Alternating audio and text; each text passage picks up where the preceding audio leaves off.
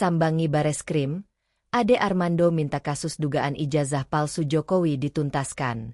Akademisi sekaligus politisi Partai Solidaritas Indonesia, Ade Armando bersama perwakilan dari Pradi Bersatu menyambangi Bareskrim Polri, Jakarta Selatan, Kamis, 9 Oktober 2025.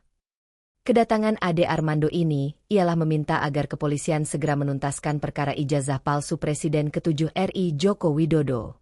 Saya mewakili masyarakat secara umum itu berharap sekali agar kasus ini bisa segera dilanjutkan ke tahap perkara hukum yang lebih tinggi kita berharap bahwa tahapan yang lebih tinggi kita berharap bahwa masalah ijazah palsu yang sudah berlarut-larut ini menyita perhatian seluruh bangsa Indonesia ini bisa dengan segera dituntaskan, ungkapnya.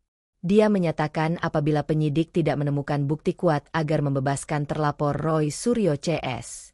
Sebaliknya, apabila ada alat bukti yang cukup agar para terlapor dilakukan langkah hukum lanjutan. Kami bukannya ingin agar Pak Roy Suryo itu dihukum, kami justru ingin mengatakan kalau memang mereka adalah orang-orang yang bersih dari tuduhan penghinaan, pencemaran jadi bebaskan saja. Tapi kalau tidak, kalau benar ini buktinya cukup untuk mengatakan bahwa memang sudah terjadi pencemaran maka sebaiknya ini juga ditindaklanjuti ke tahap yang lebih tinggi. Jelas Ade Armando. Sekjen Pradi Bersatu Ade Darmawan membantah soal novum baru yang disampaikan kubu Roy Suryo. Pada kesempatan sebelumnya Roy Suryo dan rekan-rekannya mengklaim salinan ijazah berlegalisir dari KPU merupakan bukti bahwa ijazah Presiden Joko Widodo 99,9% palsu.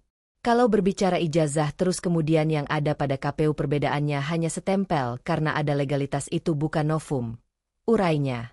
Ade Darmawan menekankan bahwa tahap proses kasus ijazah palsu Jokowi sudah sampai di tahap lidik, sidik hingga BAP.